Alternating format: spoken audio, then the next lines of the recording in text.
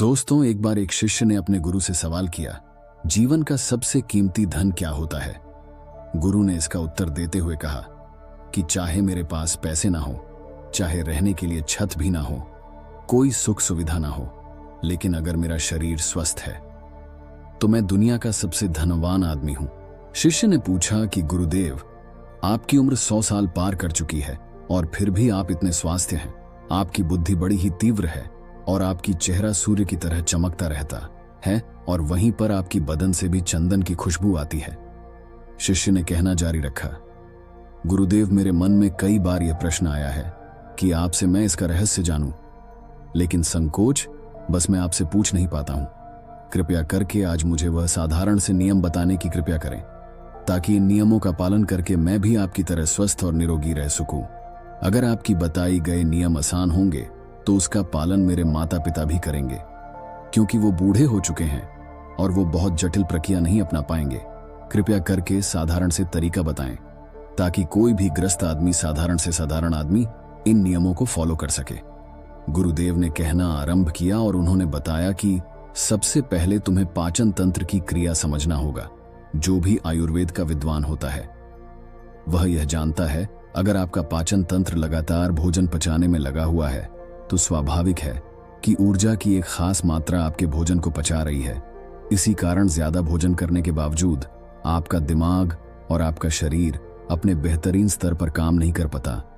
तुमने देखा होगा कि भोजन करने के बाद जब पाचन की प्रक्रिया धीमी शुरू होती है, हर कोई जानवर नीचे बैठ जाता है, वो बस लेट जाते हैं।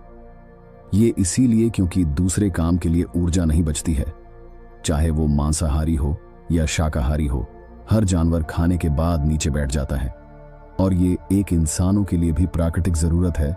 खाने के बाद वो बैठ जाना चाहते हैं, क्योंकि दूसरी चीजों के लिए उसमें ऊर्जा नहीं होती। आप अपनी पूरी क्षमता को इस्तेमाल करना चाहते हैं, तो आप अपनी शरीर को ऐसा बनाकर रखिए, आप कुछ भी खाएं तो 1.5 से 2 घंटे के अंदर आपका पेट खाली हो जाना चाहिए। पेट खाली होने का मतलब है पेट की थैली खाली होना, यानी कि भोजन आपके दूसरे भाग में चला जाता है, तब पेट खाली हो जाता है। क्योंकि आंत बिल्कुल अलग होती है, वहां भोजन पाचन नहीं होता है, वह ऊर्जा को ग्रहण करती है। आंतों द्वारा इस ऊर्जा को ग्रहण करने के लिए ऊर्जा ज्यादा नहीं लगती है।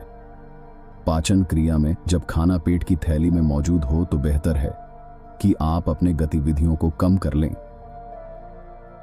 सोचिए, अगर सारा दिन खाना आपके पेट में मौजूद रहेगा तो आप अपने जीवन की पूरी क्षमता का इस्तेमाल कर लेंगे। आपके शरीर में शक्ति नहीं बचेगी। आप खुद देखिए, जब आपका पेट में खाना मौजूद होता है तब शरीर कैसा महसूस करता है, और जब पेट खाली होता है तब शरीर कैसा महसूस करता है। आप खुद पाएंगे कि आपका शरीर और आपका दिमाग तब बेहतरीन रूप से काम करता है जब आपका पेट खाली होता है। इसके एक पहलू और है। देखिए, हम सब यह जानते हैं, हमारा शरीर हर समय नई नई कोशिकाएं बनाता रहता है और पुरानी कोशिकाओं को खत्म करता रहता है, जिससे हमारे शरीर का शुद्धिकरण होता रहता है। जब भोजन हमारे पेट में होता है, यानी कि हमारा पेट जब खाली नहीं होता, तो ये शुद्धिकरण 80% कम हो जाता है। वो सारी गंदगी जो शरीर से अपने आप बाहर निकलती थी, अब वो निकालनी बंद हो जाएगी, जो कुछ समय बाद आपके लिए तरह तरह की समस्याएं पैदा करेगी। देखिए, योग में पेट का हमेशा साफ रहना बहुत महत्वपूर्ण रहता है। किसी भी पारंपरिक प्रणाली में अगर आप देखेंगे तो आप पाएंगे कि जब भी आप किसी आयुर्वेदिक चिकित्सा या वेद के पास जाते हैं तो सबसे पहले वो आपकी पेट की सफाई करते हैं, क्योंकि वह जानते हैं कि आपकी ज्यादातर प्रॉब्लम पेट साफ ना होने की वजह से है। सिर्फ एक दिन के लिए अपने पेट को पूरी तरह से साफ करने के बाद महसूस करें कि तो कैसा महसूस होता है। आप अपने अंदर बहुत हल्का और साफ महसूस करेंगे। हर दिन आपको इसी तरह महसूस होना चाहिए। आमतौर पर पारंपरिक रूप से घी के पहले निवाला के रूप में खाया जाता है। घी एक चिकना करने वाला पदार्थ है जो पूरी आहार नाली को चिकना कर देता है। आपको सबसे पहले इसे ही खाना चाहिए, ताकि यह भोजन के प्रवाह को आसान बना देता है। जब आप बहुत मसालेदार भोजन खाते हैं तो उसे खाने से पहले आपके भोजन मार्ग पर घी के परत चढ़ाना बहुत ही महत्वपूर्ण होता है। घी का महत्व यह है कि यह आहार नाली को साफ करता है। तो जो व्यक्ति घी का उचित तरीके से सेवन करता है, उसका पेट हमेशा साफ रहेगा, उसके आंत में कुछ नहीं चिपकेगा। या कुछ भी लंबे समय तक ठहर नहीं पाएगा। पेट का कैंसर और आंत का कैंसर आजकल बहुत ज्यादा हो रहा है। तो अगर आप एक निश्चित मात्रा में घी का सेवन करते हैं तो ये बीमारी बहुत कम हो जाती है। उसके लिए घी सही गुणवत्ता का होना चाहिए, सही तरीके से गाय या भैंस का दूध से बनाया जाए, तो इसके हमारे शरीर में बड़े ही महत्वपूर्ण फायदे देखने को मिलते हैं। उसके बाद शिष्य ने सवाल किया कि गुरुदेव, पाचन क्रिया के बारे में तो मैं सब कुछ समझ गया हूं, आप यह बताइए कि आपकी तरह सूर्य जैसा तेज पाने के लिए क्या प्रक्रिया अपनाना चाहिए। गुरु ने इसका उत्तर देते हुए कहना शुरू किया कि देखिए, आज के समय में बहुत सारे लोग सुबह उठते ही खाली पेट चाय पीते हैं। चमकता हुआ तेजस्वी मुख पाने के लिए हमें कुछ भी नहीं अपनाना पड़ता है। इसके लिए हमें बस अपनी दिनचर्या सही करनी है, अपना खान पान सुधारना है। सुबह सुबह खाली पेट चाय पीना जहर के समान होता है। यह धीरे धीरे आपके अंदर, आपके पेट के अंदर, आपके हाथों के प्रत को खत्म कर देते हैं। इससे पेट में धीरे धीरे एसिडिटी होने लगती है और मन और मस्तिष्क सुस्त पड़ने लगता है। चाय के बजाय सुबह उठते हुए तुम्हें मिट्टी या फिर तांबे के बर्तन में रखा ठंडा पानी पीना चाहिए, लेकिन तांबे और मिट्टी के बर्तन की तासीर ठंडी होती है। इसीलिए कफ, अस्थमा या दम जैसे रोगी इसका उपयोग ना करें। वो गुनगुना पानी ही पिए। रात में आपने तांबे, चांदी या मिट्टी के बर्तन में पानी रख दिया और सुबह खाली पेट बिना दातुन किए उसे पी लेना चाहिए। शिष्य के मन में एक प्रश्न उठता है और वह गुरुदेव से पूछता है कि गुरुदेव, की हम बिना दातुन किए, बिना कुला किए वह पानी पिएंगे, वह बासी थूक हमारे मुंह से सीधा पेट में चला जाएगा, क्या ऐसा करना चाहिए? गुरु ने उसे बताते हुए कहा, यह तो अच्छी बात है, बासी थूक की लार औषधि के समान होती है। गुरु ने चेतावनी देते हुए कहा कि देखिए, जिन लोगों को टीबी, अल्सर, निमोनिया है, उन्हें खाली पेट पानी नहीं पीना है। तांबे के बर्तन में या मिट्टी के बर्तन में रात के रखे हुए पानी में उसमें संस्कार मिल जाते हैं। तांबे के कण उसे पानी में आ जाती है और वो जब हम पीते हैं तो वो हमारे शरीर में जाकर बहुत से लाभकारी फायदे देते हैं। गुरु ने चेतावनी दी कि अगर मजबूरी ना हो तो प्लास्टिक की बोतल में कभी भी पानी मत पीना, क्योंकि एक प्लास्टिक की ऐसी संरचना होती है, जब वो गर्म तापमान पर आता है तो वह प्लास्टिक धीरे धीरे पिघलना शुरू हो जाता है और जब वो बारीक स्तर पर पिघलना शुरू होता है तो उसके कण उसके पानी में मिल जाते हैं, जो हमारे शरीर में जाकर कैंसर का कारण बन सकता है। देखिए, यह पानी पीने के बाद, आप अपने पेट को अच्छे से खाली करने के बाद आप आंवला और फल फूल का रस पी सकते हैं।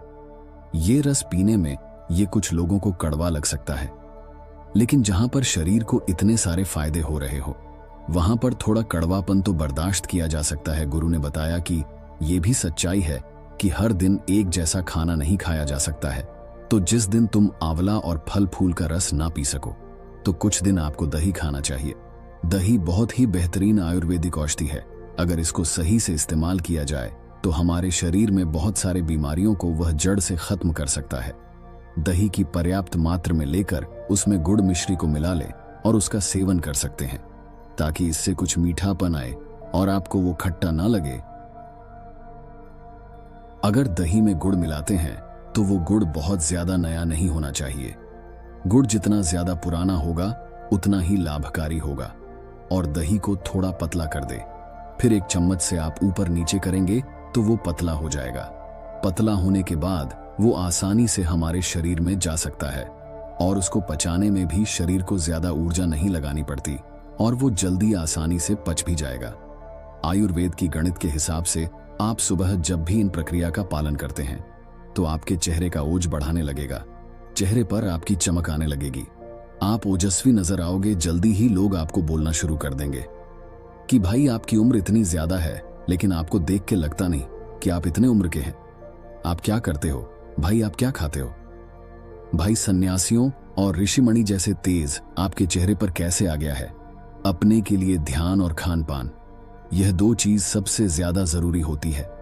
अगर कोई रोगग्रस्त आदमी भी नियमों का पालन करता है तो वो भी सन्यासियों जैसा ओजस्वी और तेजस्वी हो सकता है। शिष्य ने आखिरी प्रश्न किया कि गुरुदेव, मुझे यह दो नियम तो अच्छे से समझ गए हैं। पहला नियम, अपने पेट को खाली रखेंगे तो हर बीमारी से मुक्त रहेंगे। दूसरा नियम, अपने चेहरे पर ओज और तेज कैसे प्रकट कर सकते हैं। बस एक आखिरी समस्या का समाधान और करवाना है। मैं आपसे पूछना चाहता हूं कि जैसे जैसे आदमी की उम्र बढ़ जाती है तो उसकी आंखों की और दिमाग की क्षमता कम होती चली जाती है, तो उसे क्षमता को बरकरार बनाए रखने के लिए हमें किन नियमों का पालन करना होगा, या फिर कौन सा खान पान अपने दैनिक जीवन में अपनाने से होगा? गुरु ने खुद की तरफ इशारा करते हुए कहा कि जैसे जैसे उम्र बढ़गी वैसे वैसे बुद्धिमान होते जाओगे। बस मैं जो यह नियम बताने रहा हूं उसे नियम को ध्यान से सुन लो। जब इसे ठीक तरह से समझोगे तो सारी समस्या का हाल हो जाएगा। सबसे पहले सफेद कद्दू के औषधिक गण के बारे में जानो।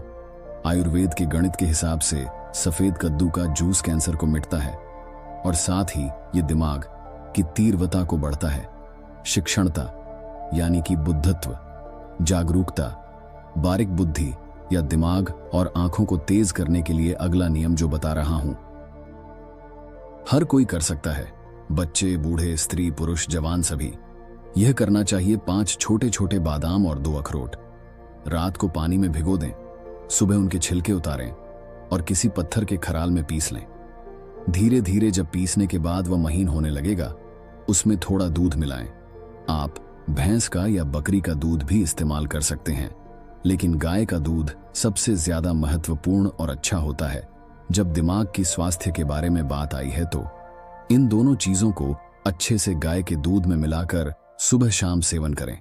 आपकी आंखें और दिमाग इन दोनों के लिए बहुत ही लाभकारी होगा। जो लोग जल्दी भूलने की समस्या से परेशान हैं उन्हें यह उपाय काम आएगा। जो लोग दिमागी रूप से परेशान रहते हैं उनमें तनाव कम होगा और उनका दिमाग अपने भीतर गहराई से काम कर पाएगा।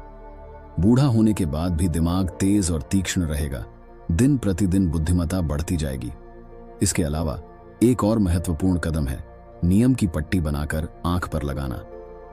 आप नियम को पीसकर पट्टी बना के आंख पर लगा सकते हैं। नियम की पट्टी को अच्छे से पीसकर छोटी छोटी गोलियां बनाएं, उसमें हल्दी मिला दें। इसे हर रोज सुबह खाली पेट खाएं। इससे पेट की गंदगी दूर होगी, पाचन तंत्र मजबूत होगा और शरीर में कोई भी बीमारी नहीं होगी। यह एक जीवन भर के स्वास्थ्य लाभ देने वाला नियम है। इसे अपने जीवन में जरूर अपनाएं।